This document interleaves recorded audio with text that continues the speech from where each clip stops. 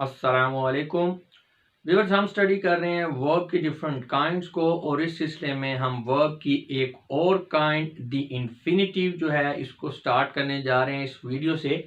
तो ये वीडियो जो आप देख रहे हैं इस टॉपिक का पहला पार्ट है, फर्स्ट वीडियो है। इस जो टॉपिक को हमने डिफरेंट छोटे छोटे पार्ट्स में इनके सब टॉपिक्स के लिहाज से डिवाइड कर रखा है। इसके अलावा ये पूरे का पूरा टॉपिक आपको एक ही वीडियो में यानी कंबाइंड फॉर्म में भी कंप्लीट इंग्लिश कोर्स वाली प्लेलिस्ट के अंदर अवेलेबल होगा। तो चलिए जी स्टार्ट करते हैं पार्ट नंबर 1 का, इन्फिनिटिव का, जिसमें जस्ट हम इसको इंट्रोड्यूस करने की कोशिश करेंगे कि इन्फिनिटिव होता क्या है। तो सबसे पहले इसकी definition, an infinitive is a form of verb which is constructed by adding the word to before the base or first form of the verb। तो ये infinitive, पहली तो बात ये है कि ये verb की एक फॉर्म है और इंतहाई इसमें सिंपल बात ये है कि जस्ट आपने जो वर्ब की बेस फॉर्म है जिसे आप कहते हैं फर्स्ट फॉर्म है, उससे पहले अगर आप टू लगा देंगे TO2 तो ये आपका इन्फिनेटिव में तब्दील हो जाएगी first form. It is a kind of noun but it also has the features of the verb. तो अब चूंकि ये वर्ब की एक फॉर्म है तो डेफिनेटली इसमें वर्ब की फीचर्स तो हैं, लेकिन अगर हम इसके यूज में जाएं सेंटेंस के अंदर तो ये मोस्ट ऑफ द टाइम जो है ये जो आपका इन्फिनिटिव है ये नाउन का रोल प्ले करता है। अब इसमें फीचर ऑफ द वर्ब्स के हैं, यानी taking an object when the verb is transitive. आपको पता है जब वर्ब ट्रांजिटिव होता है तो वो साथ अपने जो है किसी ऑब्जेक्ट को लेता है। तो ये जो आपका इन्फिनिटिव है ये भी बिल्कुल वर्ब की तरह अपने साथ ऑब्जेक्ट लेता है, तो इससे ये लगता है कि ये वर्ब है, लेकिन साथ में ये नाउन का रोल भी प्ले कर रहा होता है। इसके अलावा ये एडवर्बियल क्वालिफाई के तौर पे भी यूज होता है। तो ये फीचर्स इसको जो है वो डिफाइन करती हैं कि ये वर्ब है, लेकिन जो इसका यूज है वो उससे ये पता चलता है कि ये नाउन भी है।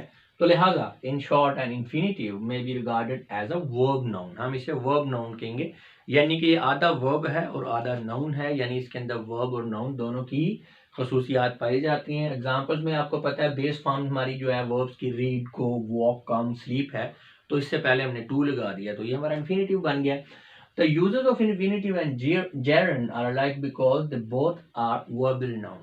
तो आपको पता है जो gerund है वो भी verbal noun है, तो ये भी verbal noun है, तो डेफिनेटली फिर इन दोनों का यूज जो है सेम है। अगर आपको gerund के यूज की सेंस है तो infinitive के यूज में आपको कोई प्रॉब्लम नहीं होगा। सवाए एक दो जो है डिफरेंट चीजें हैं, जैसे टू का यूज है तो वो हमने समझ लेना है।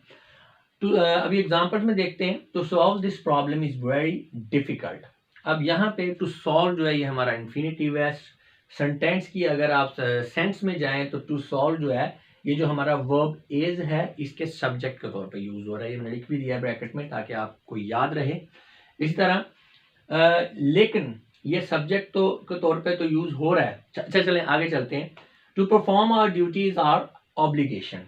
तो अब इसमें जो टू परफॉर्म है हमारा इन्फिनिटिव ये भी इसके वर्ब के तौर पे यूज हो रहा है, but also takes an object like verb, लेकिन ये एक वर्ब की तरह ऑब्जेक्ट भी ले रहा है। अब टू परफॉर्म जो है इसका ऑब्जेक्ट क्या बन रहा है? Duty. To perform our duty. तो जो टू परफॉर्म है ये चूंकि ड्यूटी ले रहा है, बिल्कुल वर्ब की तरह बिहेव कर रहा है कि इसके साथ ऑब्जेक्ट आ रहा है, तो बिहेव ये वर्ब का भी कर रहा है, लेकिन ये खुद जो है ये इज का जो वर्ब हमारा इज है उसके सब्जेक्ट के तौर पे यूज हो रहा है, तो इस ऐसी सूरत हाल में ये नाउन का रोल प्ले कर रहा है। नेक्स्ट देखें, she manage to climb the wall. अब यहाँ पे जो ये वॉल है ये उसका सॉरी टू क्लाइंब जो है हमारा इन्फिनिटिव, ये जो वर्ब मैनेज है उसके ऑब्जेक्ट के तौर पे रोल प्ले कर रहा है, but also takes an object like a verb, लेकिन ये खुद भी एक वर्ब ले रहा है, यानी ये वर्ब के ऑब्जेक्ट के तौर पे भी यूज हो रहा है, तो ऐसी सेंस में ये नाउन है, लेकिन ये वॉल को अपने साथ ऑब्जेक्ट के तौर पे ले रहा है, तो ऐसी सूरत में ये वर्ब लग रहा है। नेक्स्ट देखिए, many workers try to finish work timely. अब यहाँ पे टू फिनिश जो है ये हमारा क्या है? इन्फिनिटिव है, जो कि जो हमारा वर्ब ट्राई है उसके ऑब्जेक्ट के तौर पे रोल प्ले कर रहा है, but also takes an object like a verb and is modified by an adverb. तो यहाँ पे ये तो फिनिश जो है ये ऑब्जेक्ट है ट्राई का, लेकिन साथ में अगर आप देखें तो ये वर्क जो है उसको अपने साथ ऑब्जेक्ट के तौर पे भी ले रहा है, फिनिश, टू फिनिश वर्क। और टाइमली, यानी ये टाइमली जो है ये फिनिश को जो है मॉडिफाई कर रहा है, तो एडवर्ब भी इसको मॉडिफाई कर रहा है। तो आपको पता है एडवर्ब जो है ये वर्ब को, एडजेक्टिव को दूसरे एडवर्ब को मॉडिफाई करता है, तो ये जो खसूसियात हैं इसको बता रही हैं कि ये वर्ब है। Nida wants to learn cooking. अब यहाँ पे वॉन्ट हमारा क्या है, ट्रांसिटिव वर्ब है, और ये जो टू लर्न है ये इसके ऑब्जेक्ट के तौर पे यहाँ पे यूज हो रहा है। तो ये आप देख सकते हैं इन एग्जाम्पल से, it may be seen that in all the sentences above, infinitive performs the function of a noun as subject and object of the verb। तो मेनली ये नाउन के तौर पर जो है ये आ रहा है इन सेंटेंसेस में आपका इन्फिनेटिव, क्योंकि ये वर्ब के सब्जेक्ट और ऑब्जेक्ट के तौर पर यूज हो रहा है। लेकिन साथ में ही जो है ये हमने देख लिया है कि इसके अंदर वर्ब की क्वालिटीज, वर्ब की फीचर्स भी पाई जाती हैं। अच्छा जी, there are certain verbs after which to is not used with the infinitive. यानी ये बात बड़ी याद रखने वाली है कि इन्फिनेटिव की निशानी तो ये है कि इससे पहले टू आता है, लेकिन कुछ इन्फिनेटिव्स ऐसे भी हैं जो अपने साथ टू नहीं लेते, तो इनकी पहचान और इनको जहन में रखना आपके लिए बहुत जरूरी है। Except when they are conjugated with do. जी, तो कुछ वर्ब्स जो हैं, कुछ आपके इन्फिनेटिव ऐसे हैं जो अपने साथ टू नहीं लेते, लेकिन अगर ये डू के साथ यूज हुए हैं, वर्ब डू इनके साथ यूज हो गया, तो फिर उन्होंने टू लेना होता है। यानी कुछ आपके इन्फिनेटिव ऐसे भी हैं जो टू नहीं लेते अपने साथ, लेकिन जब ये इन्फिनेटिव डू के साथ यूज होंगे तो फिर ये वाले इन्फिनेटिव भी जो हैं ये टू लेंगे। अभी एग्जांपल देखेंगे तो आपको क्लियर हो जाएगा। Such verbs include let's see, make, hear, bear, I did, dare, need, had, got, help, hear, touch, taste, sniff, ये एक्सेट्रा जितने भी ये वर्ब्स हैं इनको आप याद भी रख सकते हैं कि ये जब इन्फिनेटिव फॉर्म में होते हैं तो ये अपने साथ टू नहीं लेते, लेकिन जब इनके साथ डू यूज कर रहे हैं अब तो फिर ये टू लेंगे। अभी हम इनका कंपैरिजन करते हैं। Also note when these verbs are conjugated with do, the word to is used with the infinitive। जी, वही बात जो मैंने अभी आपको बताई है। तो अब हम इनको कंपेयर करेंगे तो आपको क्लियर हो जाएगा। जैसे कि bid her come here, तो यहाँ पे bid her to come here नहीं हो रहा, टू खत्म हो गया, इन्फिनेटिव है, कम टू के बगैर है। इसी तरह we bade her come, let her stand there, we will not let her come। यानी ये सेंटेंसेस आपको बता रहा हूँ, तो आप देखें किसी के साथ भी ये हैं सारे इन्फिनेटिव, लेकिन ये अपने साथ टू नहीं ले रहे और ये इसी लिस्ट में से हैं। अच्छा, अब अगर यही वाले जो आपके इन्फिनेटिव हैं ये डू के साथ यूज हुए हैं, तो फिर देखें इनमें क्या चेंज आता है। जैसे bid her come here, do her bid to come here। इसी तरह we bade her come, we did her bid to come। let her stand there, do let her to stand there। we will not let her come, we did not let her to come। तो आप देख सकते हैं कि जब आपका did या do, यानी do या उसकी कोई फॉर्म यूज हो गई है, तो फिर आपने इन्फिनेटिव के साथ to लाजमी लेना है, बेशक वो ये वाले वर्ब्स भी हों। आगे भी एग्जांपल्स दी गई हैं, आप देख सकते हैं। यहाँ पे सबके साथ जो है, किसी के साथ भी, जैसे सिट है, वॉक है, कम है, स्टॉप है, गो, सिट, लॉफ, किसी के साथ भी टू नहीं है, ये सारे इन्फिनेटिव है। लेकिन जहाँ पे ये सारे डू के साथ यूं है, डू है या डिड है, तो ऐसी सूरत हाल में इनके साथ जो है टू जो है वो जरूर आ गया इन्हीं वर्ब के साथ। यानी यहाँ पे सिट है तो वहाँ पे to sit, walk to walk, come to come, stop to stop, go to go, sit to sit, and laugh है यहाँ पे तो वहाँ पे टू लॉफ है। अच्छा, एक और एडिशनल चीज़ है जी इन्फिनेटिव के हवाले से जो याद रखने वाली है। The verbs will, would, shall, should, may, might, can, must also take infinitive without to. जी, ये ऐसे आपके वर्ब्स हैं कि ये भी आपका जो इन्फिनेटिव है वो टू के बगैर जो है यूज करते हैं। जैसे I will play the match, तो विल आ गया तो I will to play the match नहीं होगा। We should struggle harder, Arya can solve all the problems, you must come to the ground at 5 in the evening। तो आप देख सकते हैं कम है, सॉल्व है, स्ट्रगल है, प्ले है, ये बेसिकली मोस्टली ये इन्फिनेटिव के तौर पे यूज होते हैं। लेकिन चूंकि ये यहाँ पे विल, शुड है या कैन है, मस्ट है, ये जो लिस्ट मैंने आपको बताई है, ये इन वाले वर्ब्स के साथ जब ये वर्ब्स आपके यूज होंगे इन्फिनेटिव वाले, तो ये अपने साथ टू नहीं लेंगे। The infinitives do not take to when they are used after had, better, had rather, would rather, sooner than and rather than. जी, ये आपके कुछ चीज़ें हैं जिनको आपने ज़हन में रखना है। अगर हैड बेटर है, हैड रेदर है, वुड रेदर है, सूनर देन, रेदर देन है, तो जब इनके साथ आपने इन्फिनेटिव यूज करना है तो फिर आपने टू नहीं यूज करना, ये याद रखना है। जैसे they had better come on time, तो बेहतर था कि वो वक्त पर आ जाते। You had rather work than play, अगर आप खेलने के बजाय काम करते तो ज़्यादा बेहतर था या बेहतर है। You would rather die than accept that, वो कबूल करने से बेहतर था कि आप मर जाते या आप मर जाएं।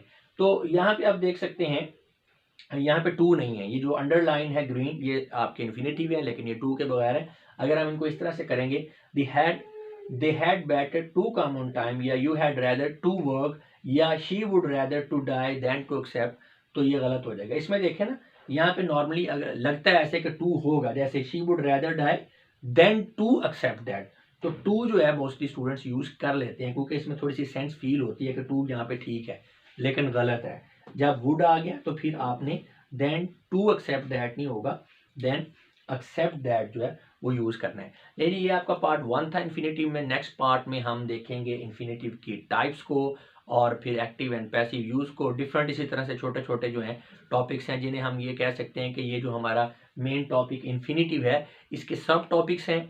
सब टॉपिक के लिहाज से हमने डिफरेंट वीडियोस बनाई हैं इस मेन टॉपिक के ऊपर, इसको डिफरेंट क्लिप्स के अंदर ऑर्गेनाइज कर दिया है। और जो लोग कंप्लीट इंग्लिश कोर्स कर रहे हैं उनके लिए इन तमाम क्लिप्स को, तमाम वीडियोस को इकट्ठा करके एक ही वीडियो की शक्ल में भी कंप्लीट इंग्लिश के कोर्स वाली जो प्लेलिस्ट है उसके अंदर रख दिया गया ताकि उनको किसी किस्म का प्रॉब्लम ना हो। तो चलें जी, अब मैं आपसे इजाज़त चाहूँगा, मिलते हैं नेक्स्ट पार्ट के अंदर।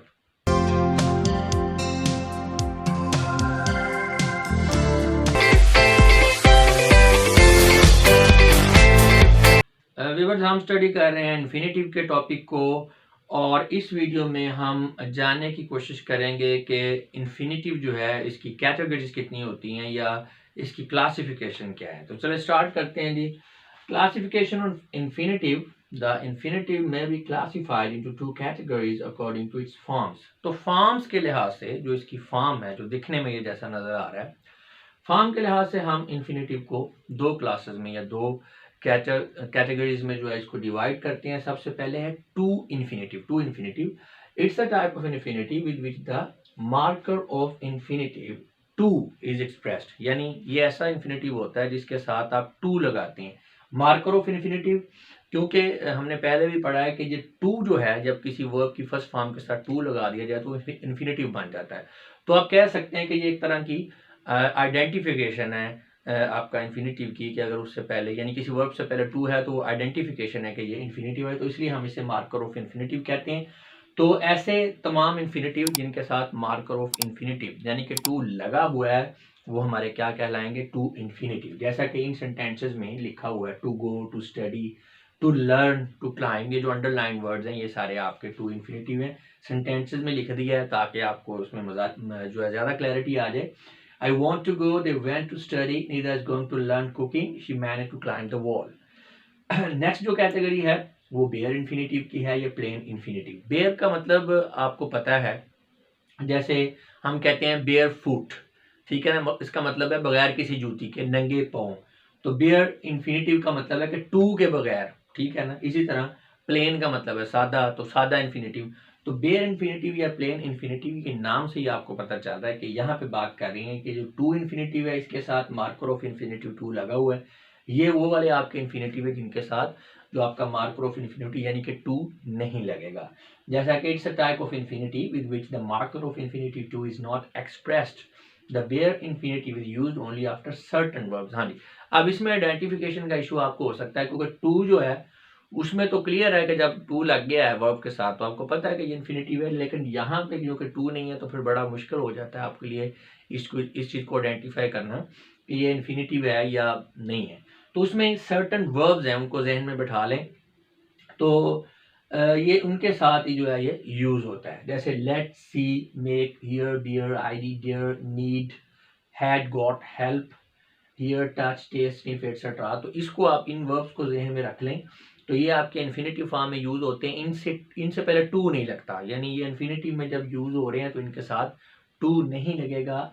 या कह सकते हैं कि ये as it is bare infinitive है या प्लेन इन्फिनेटिव है। जैसे कि make her sit, we bade her come, we need not stop it, they dare not go there. यहाँ पे मैंने रेड इंक के साथ ब्रैकेट्स में लिख भी दिया है कि यहाँ पे टू नहीं लगेगा। जैसे not make her to sit, यानी ये नॉट का मतलब ये है कि आपने इसको इस तरह से नहीं बनाना। तो ये तमाम सेंटेंसेस में आपको मैंने लिख दिया है। तो आप देख सकते हैं कि यहाँ पे जो अंडरलाइन वर्ड्स है ग्रीन, इनसे पहले टू नहीं लग रहा। नेक्स्ट है However, when a verb is conjugated with a do, it shouldn't be followed by a bare infinitive. हाँ जी, ये बात ध्यान में रखनी है कि यही वाले verbs हैं जिनके साथ हम marker of infinitive यानी कि to को नहीं यूज करते, लेकिन यही वाले verb अगर do के साथ यूज हो रहे हैं, यानी सेंटेंस है उसमें do या उसकी कोई फॉर्म है और साथ में ये verb है, तो फिर आपने इसके साथ to लगाना है। यानी इन अदर वर्ड्स कि जो आपका वर्ब डू है अगर किसी सेंटेंस में, तो उसके साथ आप बेयर इन्फिनेटिव या प्लेन इन्फिनेटिव यूज नहीं कर सकते। जैसे कि यहाँ पे स्टॉप है या गो लगाया है, तो यहाँ पे टू नहीं है, लेकिन जब डू आ गया we do not need to stop it, ठीक है। They do not dare to go there. अब यहाँ पे आप इसमें बेयर नहीं इन्फिनेटिव यूज कर सकते, जैसा कि मैंने ये रेड इंक में लिख दिया है।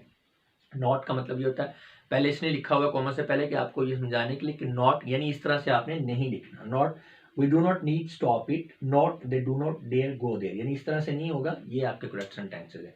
अच्छा जी, नेक्स्ट है द टू इन्फिनेटिव और bare infinitive do not change in form with person और नंबर। तो आपको पता है नॉर्मली जो वर्ब है ये पर्सन और चेंज के लिहाज से अपनी फॉर्म को चेंज करता है, ठीक है। वो हमने टेंसेस में पढ़ा है और वैसे भी चलता ही रहा ड्यूरिंग जो है पार्ट्स ऑफ स्पीच के दौरान भी ये चीज़ें काफ़ी डिस्कस होती रही हैं कि वर्ब जो है ये पर्सन और नंबर के लिहाज से अपनी फॉर्म को चेंज करता है, लेकिन जो आपका इन्फिनेटिव है ये इसका पर्सन या नंबर के लिहाज से इसकी फॉर्म चेंज नहीं रहेगी, इसकी फॉर्म सेम रहेगी। जैसा कि आई वॉन्ट टू प्ले, मैं खेलना चाहता हूँ। शी वॉन्ट्स टू प्ले, वो खेलना चाहती है। They want to play, they खेलना चाहते हैं। All of them want to play, वो तमाम खेलना चाहते हैं। अब यहाँ पे देखें, पहले आई था, फर्स्ट पर्सन सिंगुलर है, फिर थर्ड पर्सन सिंगुलर है, फिर थर्ड पर्सन प्लूरल है। तो ये आप देख सकते हैं कि पर्सन चेंज हो रहा है और जेंडर भी, नंबर भी चेंज हो रहा है, यानी सिंगुलर है और प्लूरल है, लेकिन हर एक में खेलने के लिए टू प्ले यूज हुआ है, यानी आपके इन्फिनेटिव की फॉर्म चेंज नहीं हुई। उसकी वजह यह है कि इन्फिनेटिव की फॉर्म इसलिए चेंज नहीं हुई कि इससे पहले जो वर्ब वांट आ रहा है, जो मेन वर्ब है, इसकी फॉर्म चेंज हो रही है, जिससे आपको जेंडर और जो है पर्सन और नंबर का इजीली पता चल रहा है। तो इसलिए आपको इन्फिनेटिव को अपनी इन्फिनेटिव की फॉर्म को चेंज करने की जरूरत नहीं है, और ना ही इन्फिनेटिव की जो फॉर्म है ये पर्सन और नंबर के लिहाज से चेंज होती है। नेक्स्ट है D the to infinitive may be active और पैसिव इन फॉर्म। हाँ जी, ये जो आपका इन्फिनेटिव है, टू इन्फिनेटिव की बात कर रहे हैं, इसकी एक्टिव वॉइस में भी हो सकता है और पैसिव वॉइस में भी हो सकता है। Only two helping words be और have can be use between to and infinitive. हाँ जी, तो टू इन्फिनेटिव में जो आपकी बेस फॉर्म है, वर्ब की पहली फॉर्म है, उसके साथ टू है, तो उनके दरमियान में आप हेल्पिंग वर्ब या बी यूज कर सकते हैं या हैव यूज कर सकते हैं। इसके अलावा और कोई जो है आप हेल्पिंग वर्ब नहीं यूज कर सकते। Moreover their forms are fixed and do not change. हाँ जी, तो इनकी जो फॉर्म्स हैं ये फिक्स भी है, चेंज नहीं होती बार बार। However, the combination of have been is also used. Below are given the forms of the to infinitive of the verb play. तो have been भी आप यूज कर सकते हैं, यानी मैंने आपसे कहा है कि इन्फिनिटिव और टू के दरमियान बी और हैव ही यूज हो सकता है, लेकिन हैव बीन भी यूज होगा। अभी हम एग्जांपल देखेंगे तो आपको क्लियर हो जाएगा। तो इसमें अभी हम वर्ब प्ले को यूज कर रहे हैं, तो वर्ब प्ले को यूज करते हुए हमने इन्फिनिटिव बनाए हैं और उसका active voice and passive voice दोनों में हम इसका कंपैरेटिव एनालिसिस कर लेंगे तो क्लियर हो जाएगा। जैसे कि I want to play, I wanted to have played, I, अच्छा इसमें अब आई वॉन्ट टू प्ले, मैं खेलना चाहता हूँ। अब ये प्रेजेंट इन्फिनेटिव है या आप कह सकते हैं जेरंड फॉर्म है और ये एक्टिव वॉइस में। इसी तरह I wanted to have played, मैं चाहता था कि खेला जाए, ठीक है, या मैं चाहता था कि मैं खेलूं। I want to be playing, मैं चाहता हूं कि खेला जाए। अब ये या मैं चाहता हूं कि खेला जा रहा हो, यानी ये प्रेजेंट कॉन्टिन्यूस में आ गया है। I wanted to have been playing since morning, मैं चाहता था कि सुबह से खेला जा रहा हो या सुबह से खेला जाए। तो ये परफेक्ट कॉन्टिन्यूस में आ गया। तो ये चारों आपकी स्ट्रक्चर जो है ये एक्टिव वॉइस के अंदर है। नेक्स्ट देखें, अब पैसिव वॉइस में हम आ गए। The match is arrange to be played, match खेलना तय पा गया है, मैच खेलना तय पा गया है। अब ये प्रेजेंट की बात हो रही है, प्रेजेंट इंडेफिनिट की बात हो रही है। अच्छा, इसी तरह हम जाएं परफेक्ट इन्फिनिटिव में, अगर the match was arrange to have been played, match खेलना तय पा गया था। तो मेरा ख्याल आपको समझ आ रही है कि किस तरह से ये स्ट्रक्चर जो है चेंज होती हैं। और ट्रांसलेशन वाला जो क्वेश्चन आता है कि उर्दू से आपने इंग्लिश में ट्रांसलेट करना है, तो उस वक्त इसी तरह की स्ट्रक्चर्स जो है वो दी होती हैं और स्टूडेंट्स उनको गलत कर बैठते हैं और उनको लग रहा होता है कि उन्होंने ठीक कर दिया। फिर बता रहा हूँ, the match is arrange to be played, match खेलना तय पा गया है। The match was arrange to have been played, match खेलना तय पा गया था, या मैच का तय पा गया था कि उसे खेला जाए। इस तरह से भी आप कर सकते हैं अगर आपको उसमें थोड़ा प्रॉब्लम होता है। It must be noted also that there is no tense as such for infinitive because the infinitive form depends on the main verb for the time reference.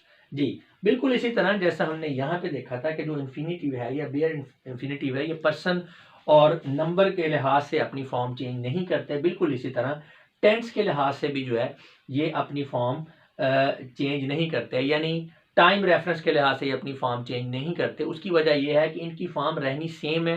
Time reference आपको पता चलेगा मेन वर्ब के साथ, यानी main जो verb है उसकी form change होगी, जिससे आपको पता चलेगा कि किस ज़माने की बात हो रही है, प्रेजेंट की, पास्ट की, जारी, कॉन्टिन्यूस है, परफेक्ट है, जो भी है। तो अभी एग्जांपल देखते हैं तो आपको क्लियर हो जाएगा। जैसे I am glad to play the match, मैं मैच खेल के बड़ा खुश हूँ। अब ये प्रेजेंट टाइम रेफरेंस है, ठीक है, मौजूदा टाइम यानी मौजूदा ज़माने में आप रिफर किया जा रहा है बात को।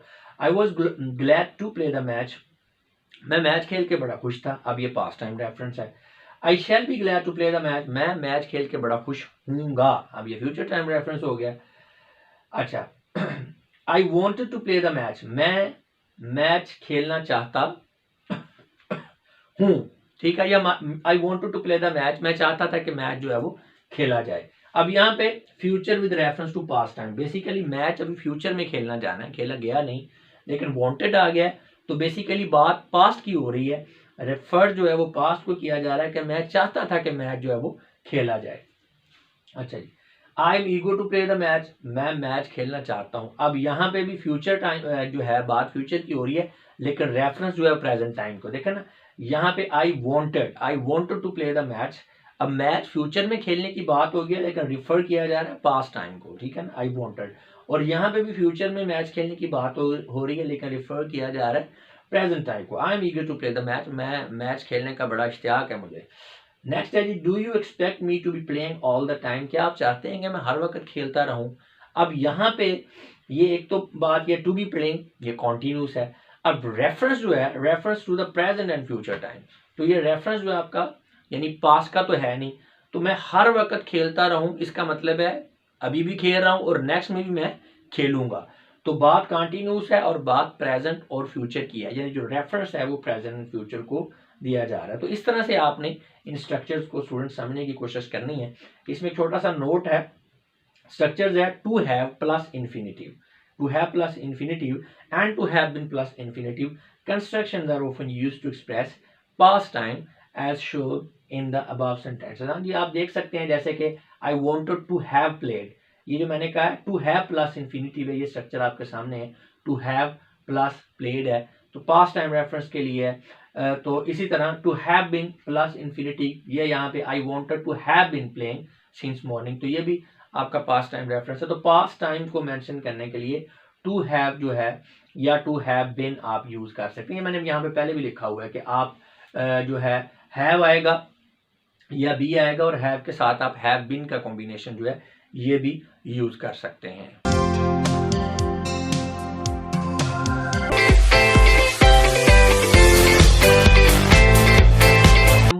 व्यूअर्स, हम स्टडी कर रहे हैं इन्फिनिटिव के टॉपिक को और इस सिलसिले में ये हमारा थर्ड पार्ट है जिसके अंदर हम इन्फिनिटिव के यूजेस को डिस्कस करने जा रहे हैं। तो अब यूजेस दो तरह के, तो इसलिए इस जो थर्ड हमारा पार्ट है इसको हमने दो जो है सब टॉपिक्स के अंदर या दो सब वीडियोस के अंदर डिवाइड कर लिया है। तो ये पार्ट 3A है जिसके अंदर हम सिंपल इन्फिनिटिव को देखेंगे और पार्ट 3B के अंदर हम जेरेंडियल आर क्वालिफाइंग इन्फिनिटिव को देखेंगे। तो चलें जी बात करते हैं सिंपल इन्फिनिटिव की। उससे पहले थोड़ा सा इसका इंट्रोडक्शन हो जाए। An infinitive may be classified into two categories on the basis of its use. तो यूज के लिहाज से आप इन्फिनिटिव को दो जो है ब्रॉड कैटेगरीज के अंदर डिवाइड कर सकते हैं। कौन कौन सी? Simple infinitive and gerundial or qualifying infinitive. तो अभी इस वीडियो में हम सिंपल इन्फिनिटिव को चूंकि स्टडी करने जा रहे हैं।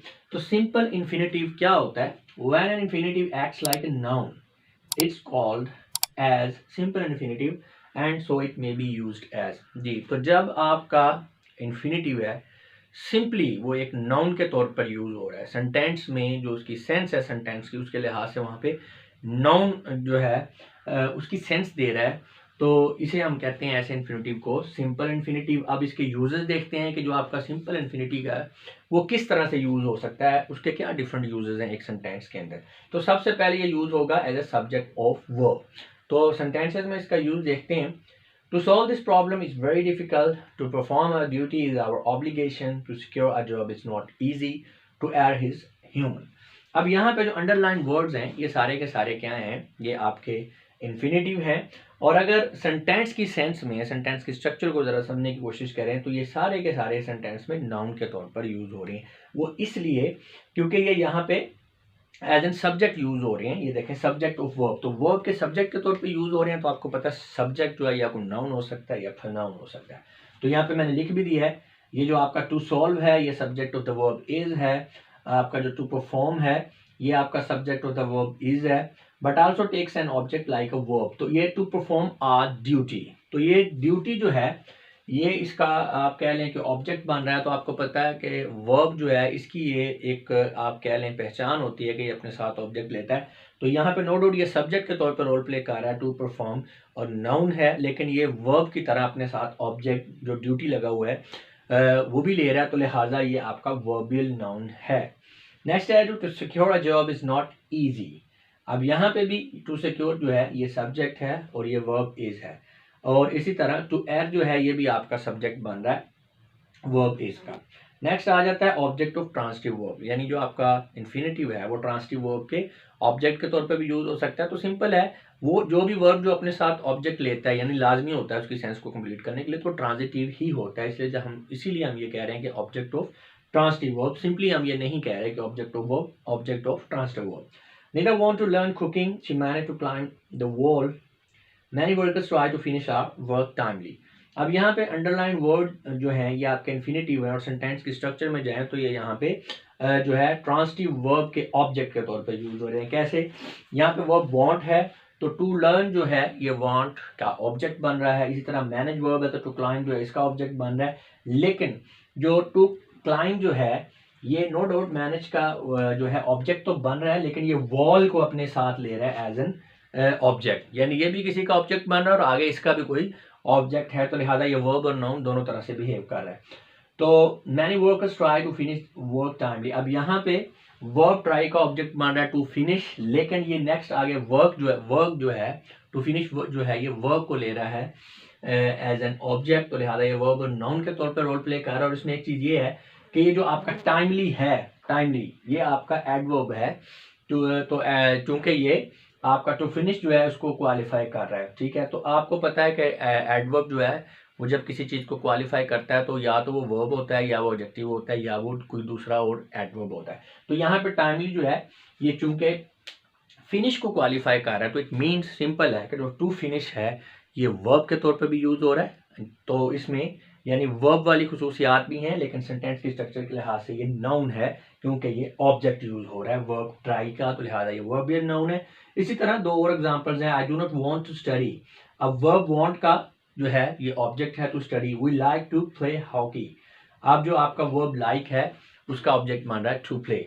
नेक्स्ट है जी ऑब्जेक्ट ऑफ प्रीपोजिशन। ये जो आपका इन्फिनेटिव है ये प्रीपोजिशन के ऑब्जेक्ट के तौर पर भी यूज होता है, जस्ट लाइक सिमिलर टू, जैसे ये पीछे वर्ब के ऑब्जेक्टिव के तौर पे यूज हो रहा है। The match is about to start, Atif had no option but to leave. अब यहाँ पे ये प्रीपोजिशन इस सेंटेंस में अबाउट है तो इसका ऑब्जेक्ट बन रहा है टू स्टार्ट। इसी तरह यहाँ पे प्रीपोजिशन है बट, तो इसका ऑब्जेक्ट बन रहा है टू लीव। नेक्स्ट है कॉम्प्लीमेंट ऑफ वर्ब। अब अगर किसी को कॉम्प्लीमेंट का नहीं पता तो वो रेलेवेंट वीडियो देख सकता है। तो सिंपली आप कह सकते हैं कि जो चीज़ वर्ब को थोड़ा एक्सप्लेन कर रही है तो वो कॉम्प्लीमेंट ऑफ द वर्ब कहलाएगी। अब यहाँ पे I am ordered to go, my greatest ambition is to rule, his habit is to play daily. अब यहाँ पे आपके पास जनाब वर्ब है, ऑर्डर है, और यहाँ पे वर्ब आपके पास इज है, और यहाँ पे वर्ब इज है।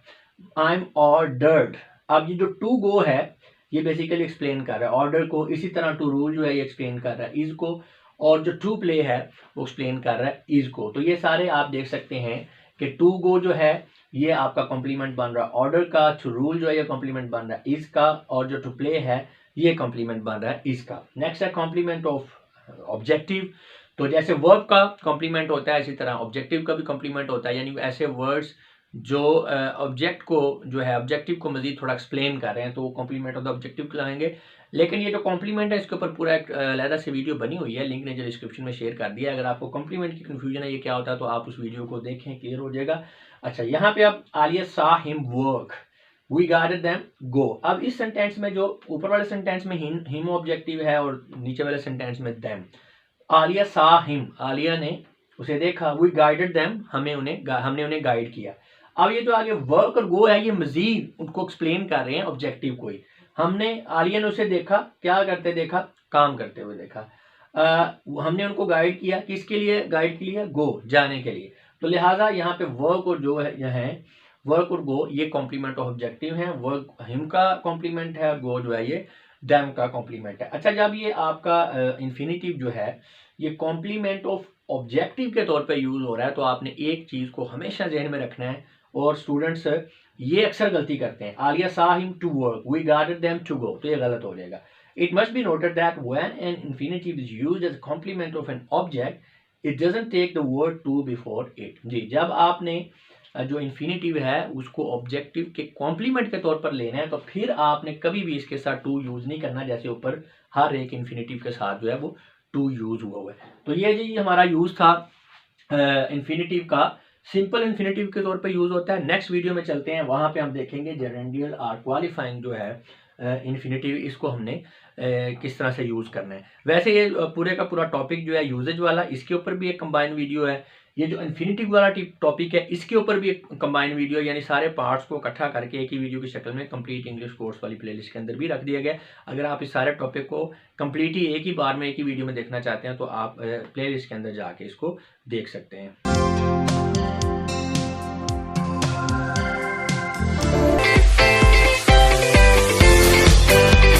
व्यूअर्स, हम स्टडी कर रहे हैं इन्फिनेटिव के यूजेज के टॉपिक को, और इस सिलसिले में ये हमारा अभी थर्ड पार्ट चल रहा है। थर्ड पार्ट की सेकंड वीडियो यानी पार्ट बी यानी 3B जो है इसको अभी हम स्टार्ट करने जा रहे हैं। अब ये जो 3B है इसको मजीद हमने 2 वीडियोस में जो है वो डिवाइड कर दिया है, जो हमारे रैंडम व्यूअर्स हैं उनको फैसिलिटेट करने के लिए। तो ये आपका फिर पार्ट 3B1 है। तो इसमें हम जानने की कोशिश करेंगे कि जो जेरेंडियल आर क्वालिफाइंग जो इन्फिनेटिव होते हैं इन्हें हम किस तरह से यूज़ करते हैं। बेसिकली हम यूजेज को स्टडी कर रहे हैं। तो पार्ट ए था पहले, उसमें हमने इसका जो है वो पहला यूज़ देखा था। अभी हम इसका सेकंड यूज़ देखेंगे। तो थोड़ा सा इसको रिवाइज करेंगे पहले। And infinitive may B classified into 2 categories on the basis of use. तो यूज के लिहाज से हम इसे 2 कैटेगरीज में तकसीम करते हैं, simple infinitive and gerundial or qualifying infinitive. तो सिंपल इन्फिनेटिव जैसे मैंने आपको बताया कि हमने पहली वीडियो में उसको देख लिया है। अभी हम इसका यूज जो पढ़ेंगे वो है जेरेंडियल आर क्वालिफाइंग इन्फिनेटिव। यानी आप कह लें कि जब आपका इन्फिनेटिव है वो प्योरली एक जेरेंड का जो है रोल प्ले कर रहा है सेंटेंस के अंदर, यानी एज एन क्वालिफायर यूज हो रहा है।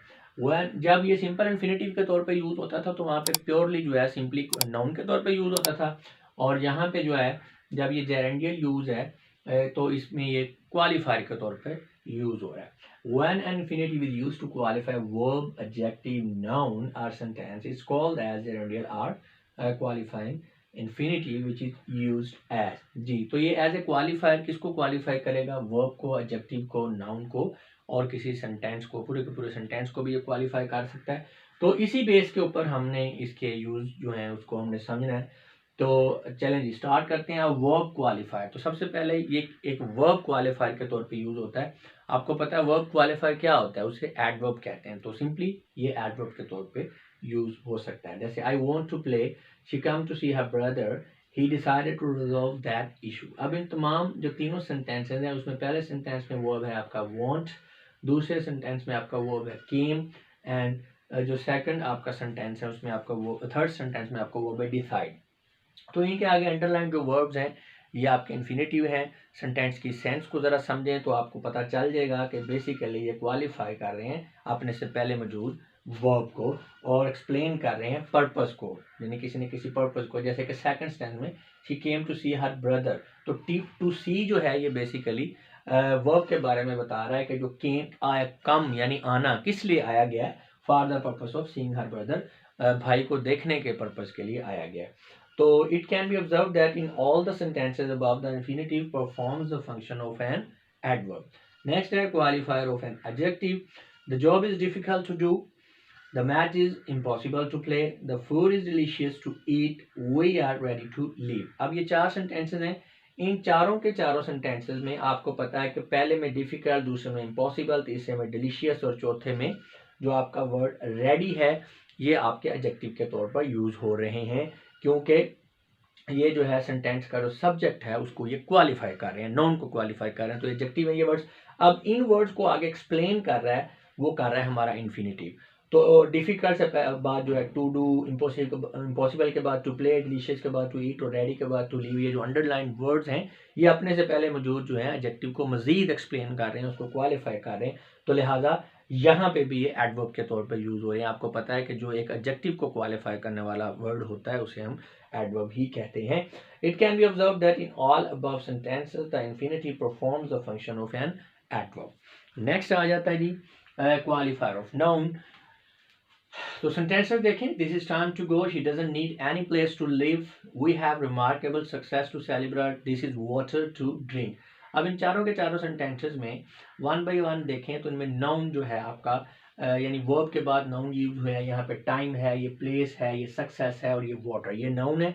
अब इन तमाम नाउन को क्वालिफाई कर रहा है आपका इन्फिनेटिव जो कि अंडरलाइन वर्ड्स हैं।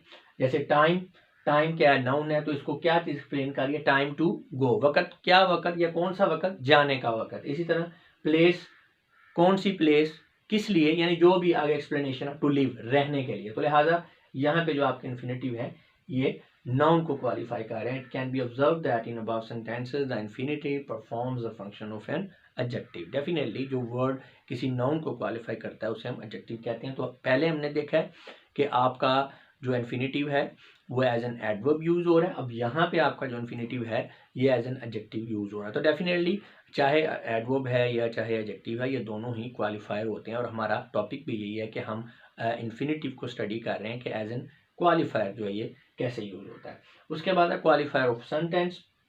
To pan of the issue, he is guilty of crime. To sum up, he is a great man. To speak the truth, I don't like her, she was paralysed so to walk.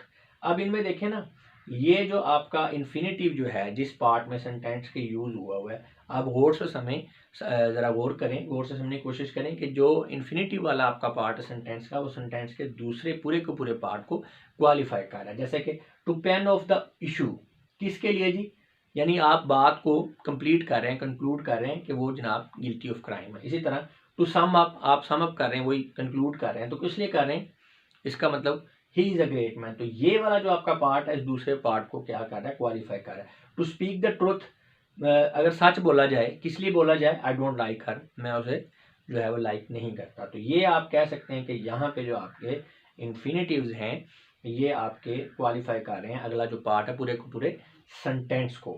तो इसमें यहाँ पे देखें, अब यहाँ पे infinitive आपका आखिर में, लेकिन बात वही है, सो टू वॉक, तो ये आपका क्वालिफाई कर रहा है शी वॉज पैरालाइज्ड पूरे सेंटेंस को। तो इसमें आप देख सकते हैं कि it can be observe that in all the above examples, ये वाले जो चार हैं, इन्फिनेटिव्स आर यूज्ड एब्सोल्युटली। अगर आपको एब्सोल्यूट यूज का नहीं पता, पिछली वीडियोस देखें, उसके अंदर मैंने डिटेल में बताया हुआ है कि ये एब्सोल्यूट यूज क्या होता है। तो इसमें अब आपने देख लिया है कि हमने ये यूज समझा है एज एन क्वालिफायर इन्फिनेटिव का। ये मैंने ब्रैकेट्स के अंदर लिख भी दिया है ताकि आपको आप रिवाइज कर रहे हैं या आप नोट्स बना रहे हैं तो आपको प्रॉब्लम या परेशानी ना हो। नेक्स्ट अब हमने समझना active and passive use of infinitive. Definitely वो इसी सब हेडिंग के अंदर ही आ रहा है ये जो use of infinitive as an qualifier. लेकिन क्योंकि कुछ लोगों को ये एज एन सेपरेट टॉपिक चाहिए होता है, जस्ट वो एक्टिव एंड पैसिव यूज को देखना चाह रहे हो, तो इसलिए मैंने फिर इसके ऊपर एक सेपरेट जो है वो क्लिप बना दिया है। तो वो हमारा होगा पार्ट 3B2, यानी सेकंड पार्ट है इसी वीडियो का। लेकिन जो लोग पूरा कोर्स कर रहे हैं उनके लिए परेशानी की जरूरत नहीं है, उनको कंप्लीट करके एक ही वीडियो की शक्ल में सारे का सारा टॉपिक कंप्लीट इंग्लिश कोर्स वाली जो प्लेलिस्ट है उसके अंदर अवेलेबल है। तो चलें जी, नेक्स्ट टाइम मूव करते हैं active and passive use of infinitive वाली वीडियो की तरफ।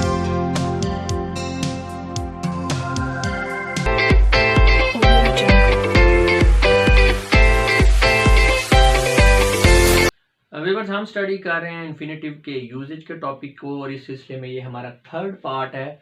थर्ड पार्ट को आगे हमने डिफरेंट मजीद सब पार्ट्स के अंदर डिवाइड किया है। तो ये थर्ड पार्ट जो है हमारा उसका बी पार्ट है और बी पार्ट का आगे ये सेकंड पार्ट है, यानी कि पार्ट 3B2, जिसके अंदर हम जो एक्टिव एंड पैसिव यूज जो है इसका इन्फिनेटिव का, इसको समझने की कोशिश करेंगे। तो N infinitive may be used in both voices, active and passive. Infinitive जो है ये आपका एक्टिव एंड पैसिव डेफिनेटली दोनों वॉइसेस के अंदर यूज हो सकता है। तो सबसे पहले है जी active use of infinitives.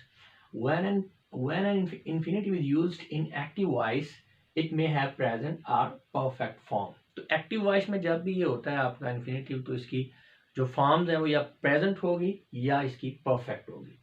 Moreover, in such a case, it may represent only progressive or continued action or may merely name the act. तो जब ये आपका एक्टिव फॉर्म में है तो ये प्रोग्रेसिव फॉर्म में होगा या कॉन्टिन्यूड फॉर्म में होगा, या इसके अलावा ये किसी एक्शन जो है उसको सिर्फ नॉमिनेट करेगा, उसका नाम बताएगा। जैसे आई वॉन्ट टू प्ले, मैं खेलना चाहता हूँ। ये मैंने रोमन में इनकी ट्रांसलेशन लिख दी है ताकि आप इसको ये आपको याद रहे और नोट भी हो जाए आपके पास।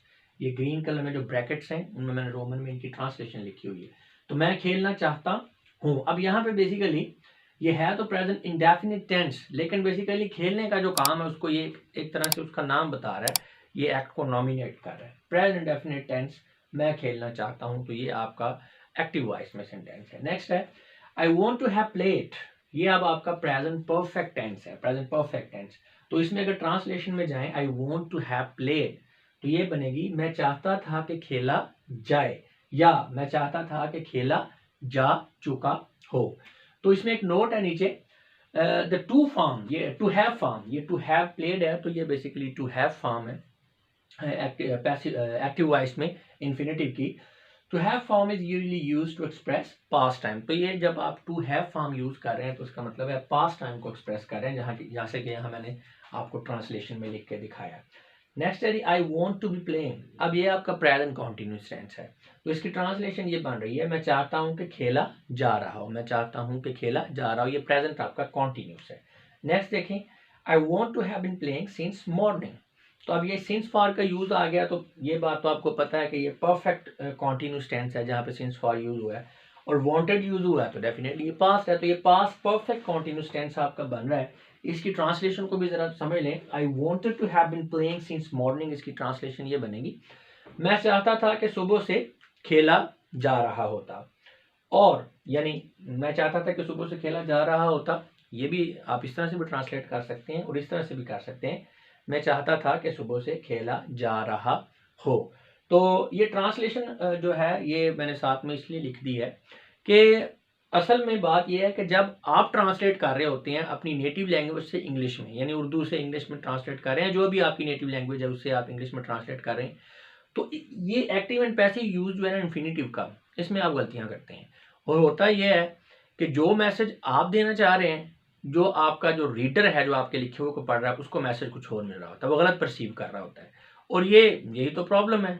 हम कहते हैं इसने बड़ा अच्छा लिखा, अच्छा लिखने का मतलब ये है कि उसने जो मैसेज कन्वे किया है वो बड़ा इफेक्टिवली जो है वो कन्वे हो रहा है, ठीक है ना।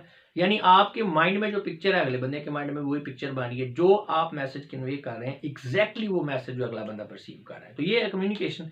तो इसमें फिर ट्रांसलेशन जो मैंने इसलिए लिख दी है कि आपको पता होगा जब इस तरह का सेंटेंस है या आपके माइंड में इस तरह की बात है तो आपने इंग्लिश में जब उसको लिखना है तो ये आपको पता होना चाहिए कि एक्टिव वॉइस में ये कैसी है और पैसिव वॉइस में कैसी है, और उनका डिफरेंस क्या है। देखें ना, यहाँ पे ये प्रेजेंट कॉन्टिन्यूस टेंस है, यहाँ पे पास्ट परफेक्ट कॉन्टिन्यूस टेंस है, तो इनकी स्ट्रक्चर की जो डिफरेंस है ये देख लें।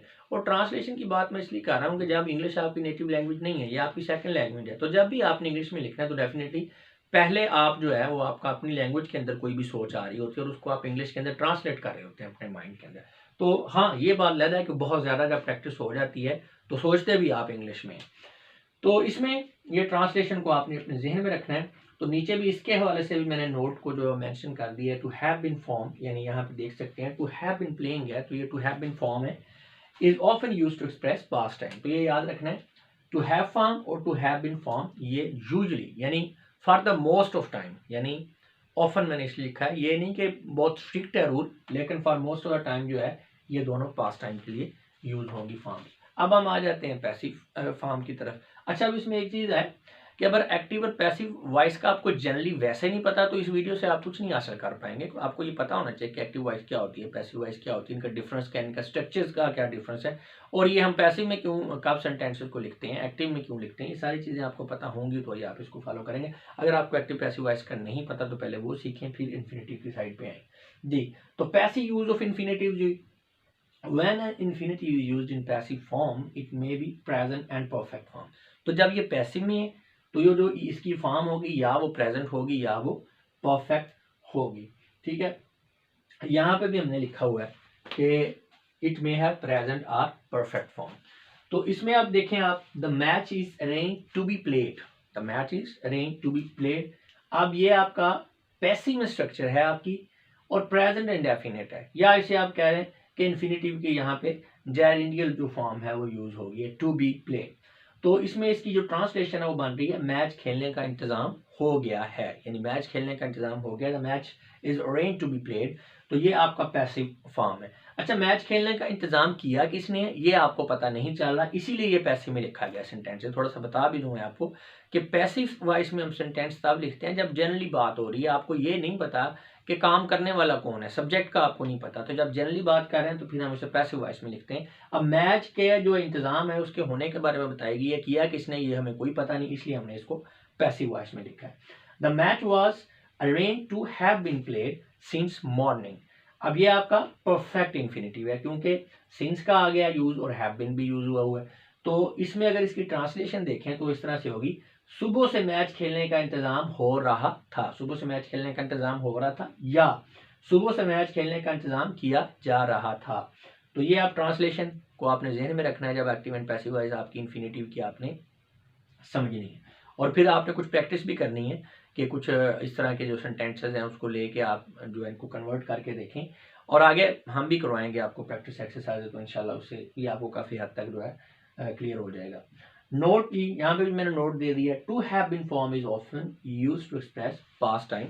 यहाँ पे भी लिखा हुआ टू हैव बीन फॉर्म, तो हैव बीन फॉर्म है या टू हैव फॉर्म है या टू हैव बीन फॉर्म है, ये for most of the time जो है ये आपका यूज होता है पास्ट जो है टाइम उसके लिए, चाहे एक्टिव में चाहे पैसिव में।